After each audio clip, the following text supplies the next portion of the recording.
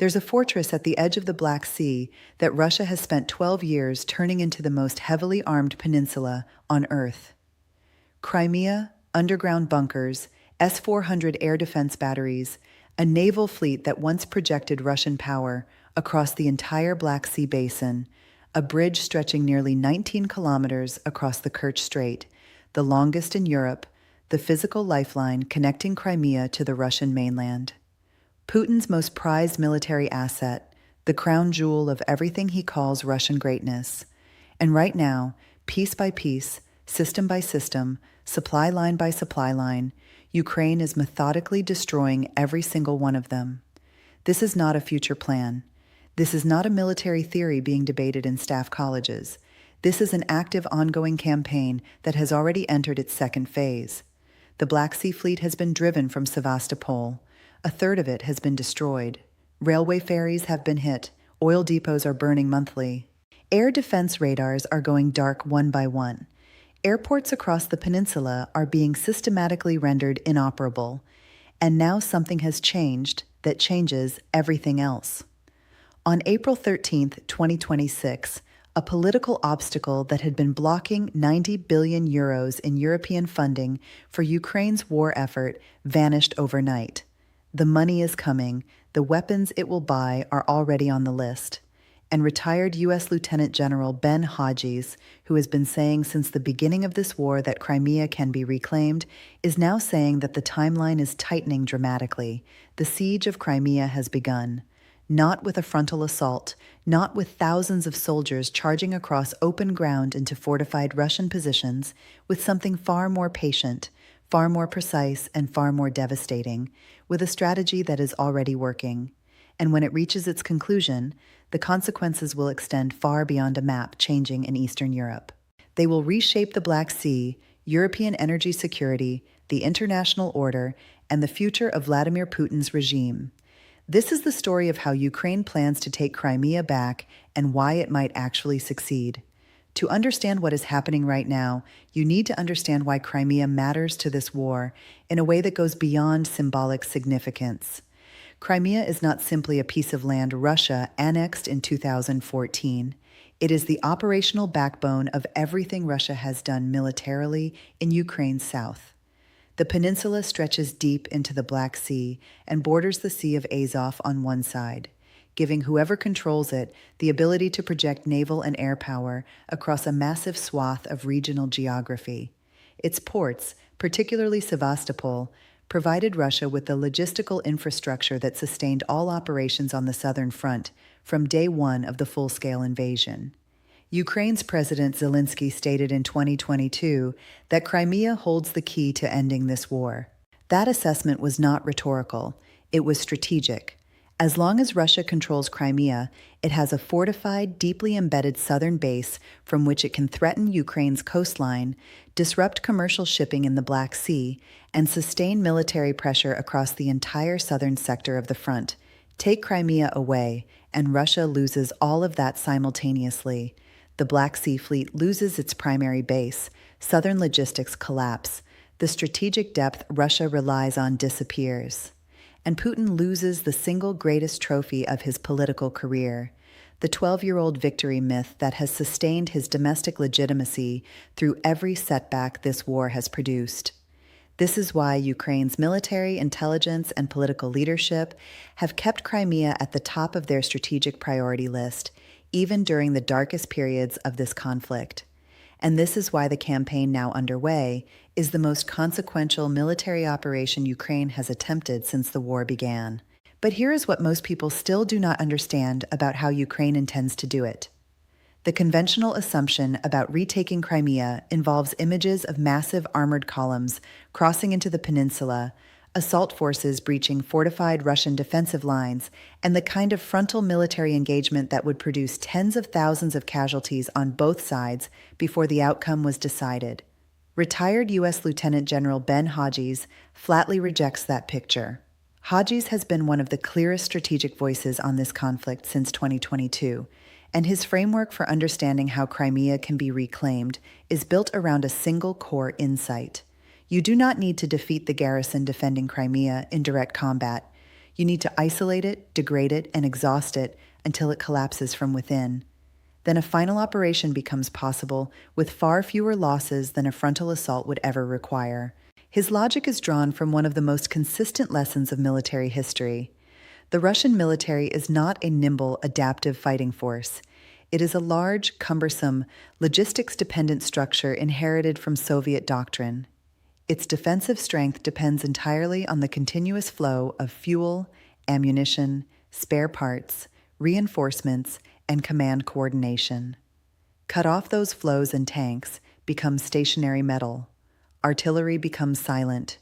A defensive line becomes a collection of isolated, demoralized, increasingly desperate garrisons waiting for supplies that will never come. Destroy the logistics that sustain the enemy's defensive capability, and the defense collapses on its own. Ukraine has been executing this strategy for 3 years. What is happening now is not the beginning of a campaign. It is the acceleration of one that has already produced irreversible results.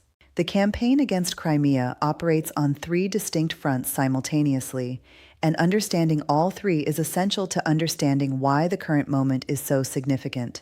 The first front is the sea. At the beginning of 2022, Russia's Black Sea Fleet operated from Sevastopol with complete confidence, launching cruise missile strikes against Ukrainian cities and coastline, blockading Ukrainian ports, and projecting Russian naval power across the entire region.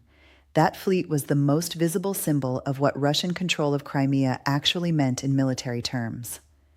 3 years later, the picture has completely reversed. Ukraine's asymmetric naval campaign combining Muracy 5 naval drones, Neptune anti-H ship missiles, and Storm Shadow cruise missiles has destroyed approximately 1/3 of the Black Sea Fleet.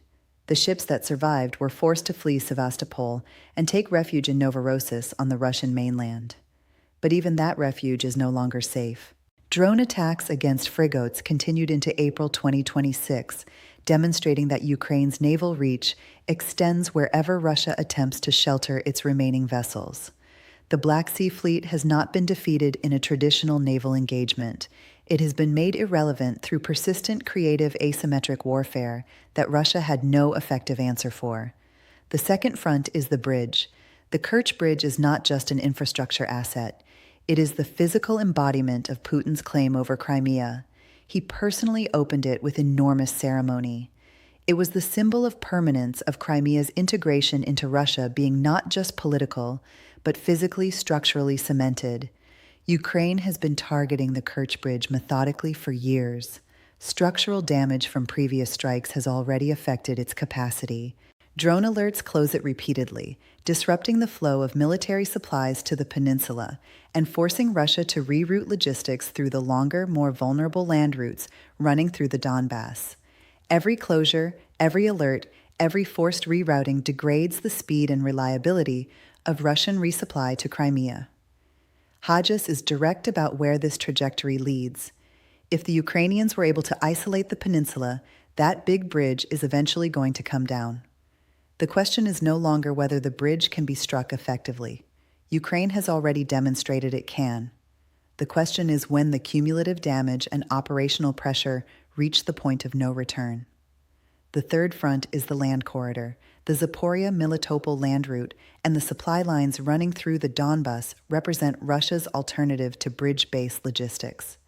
Ukraine is keeping these corridors under constant pressure with HIMARS and ATACMS missiles, striking fuel depots, ammunition storage facilities, and the command infrastructure that coordinates resupply operations.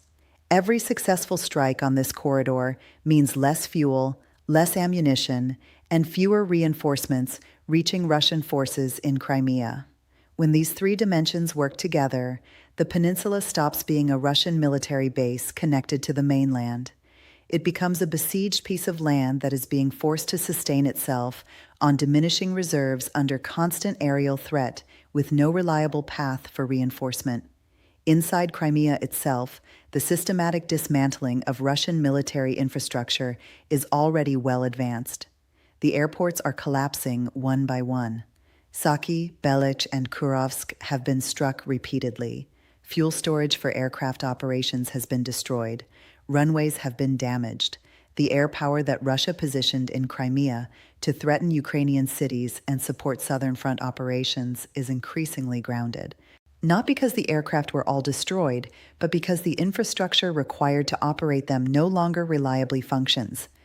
Oil depots across the peninsula are burning monthly. Every fire at a fuel storage facility represents a direct degradation of Russian military mobility in Crimea. Tanks need fuel. Artillery pieces need to be repositioned by vehicles that need fuel. When fuel supplies are interdicted at the storage level before they can even be distributed to frontline units, the entire operational tempo of Russian forces in Crimea slows, then stalls. Air defense radars are being systematically blinded. S-400 and Pantsir batteries have been destroyed in targeted strikes.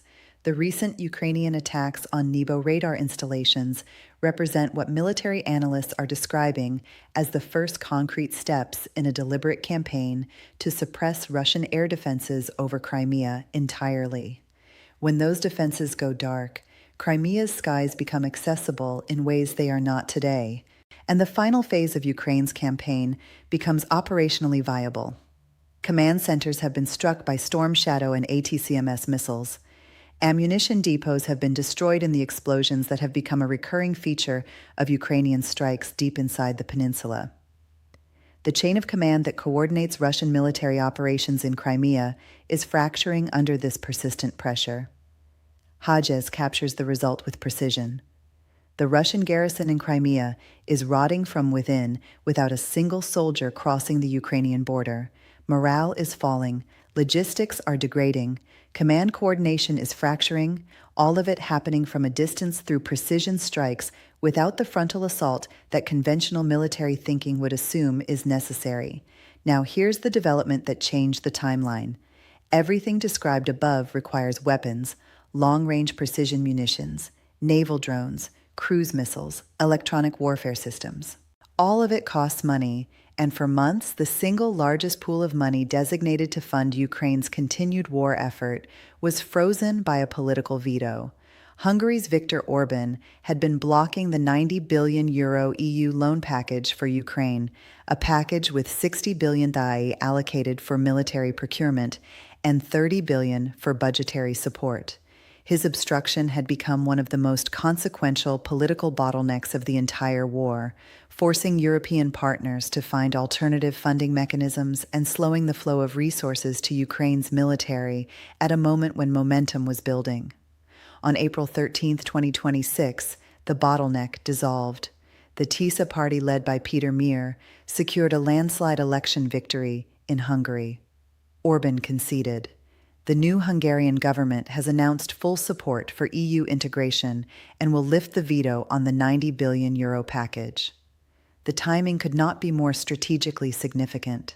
As American attention and resources shift toward the Middle East and the ongoing crisis in the Strait of Hormuz, Europe is being asked to carry more of the burden of supporting Ukraine.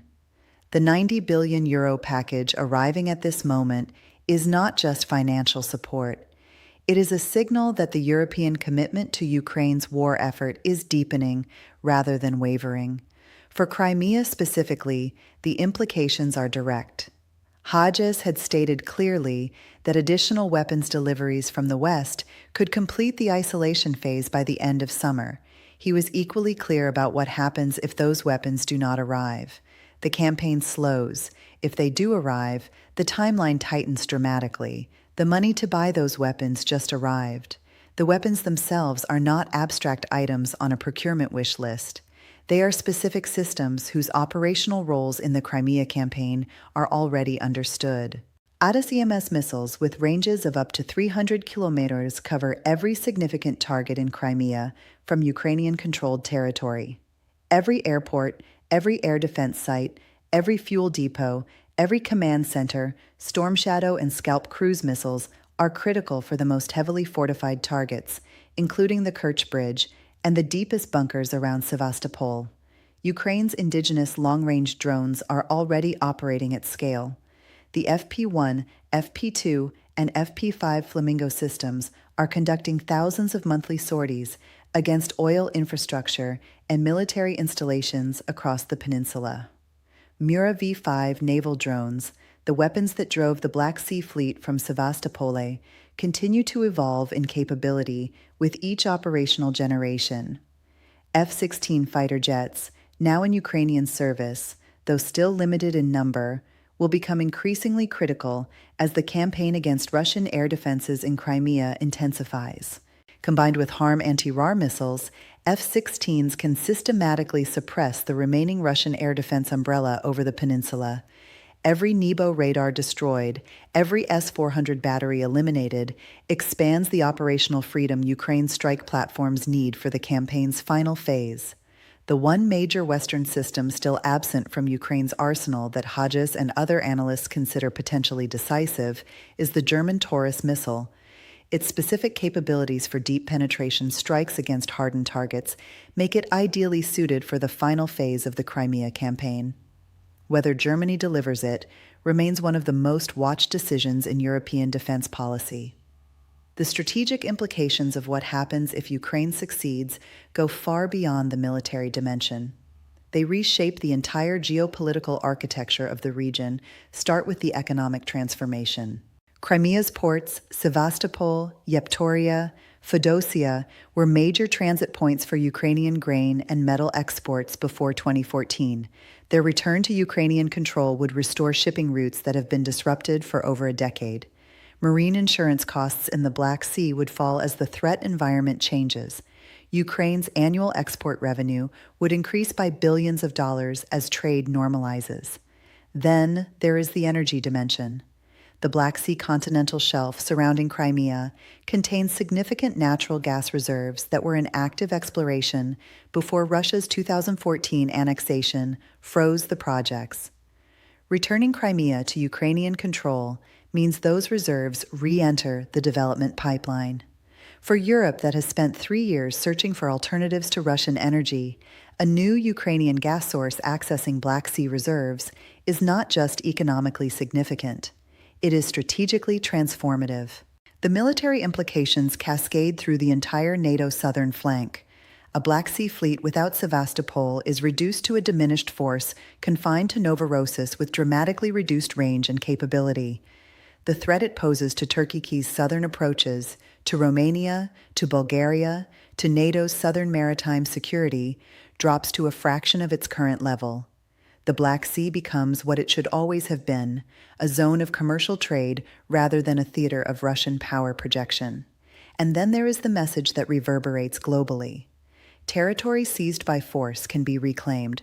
That message is directed at Russia, but it is heard in Beijing, where territorial claims over Taiwan and the South China Sea define long-term strategic ambitions. It is heard in every capital where a revisionist power is watching the outcome of this war to calculate whether the international order will hold or bend. A Ukrainian flag over Crimea proves that it holds. Inside Russia, the impact would be something else entirely. Putin's domestic legitimacy has been constructed around a small number of foundational narratives. Russia is a great power. Russia is resurgent. Russia corrects historical injustices. And the crown jewel of that narrative, the proof that Putin delivers where others only promised, is Crimea. Crimea is ours became the slogan that defined an era of Russian politics. The seizure of the peninsula in 2014 produced the highest approval ratings of Putin's entire time in power. It was the moment he became, in the eyes of his supporters, the leader who restored Russian greatness, rather than merely presided over its management. Losing Crimea does not just reverse a military defeat. It demolishes that foundational narrative. The slogan transforms overnight into the admission we have lost what we said was ours forever. The 12-year-old victory myth that has sustained Putin through every setback, every sanction, every military failure in Ukraine shatters. Hodges draws the connection between Crimea and the regime's future with stark clarity. If Russia can no longer export oil and gas and loses Crimea, the pressure on the oligarchs will intensify. And when the oligarchs feel that pressure, the circle of loyalty around Putin faces its most serious test. Ukrainian intelligence chief Budanov has assessed that Russia is already looking for a way out, not because its military has collapsed, but because the trajectory of this war has shifted to a point where the people around Putin can calculate what the endpoint looks like if nothing changes. Losing Crimea accelerates that calculation dramatically. It removes the last narrative justification for continuing a war that is consuming Russia's future. Here's where everything stands right now and what the next months are likely to mean. Ukraine has already completed the first phase of the campaign against Crimea. The Black Sea Fleet has been expelled from Sevastopol. A third of it has been destroyed. The military infrastructure inside the peninsula is being systematically degraded. Oil depots are burning, airports are collapsing, air defense radars are being eliminated one by one. The Kerch Bridge is under constant pressure. The second phase is now underway. The isolation campaign is intensifying. The corridors connecting Crimea to the Russian mainland are under growing pressure from hires and ATACMS strikes. The aviation infrastructure that would allow Russia to reinforce Crimea by air is being dismantled. The naval route has already been closed by the expulsion of the fleet.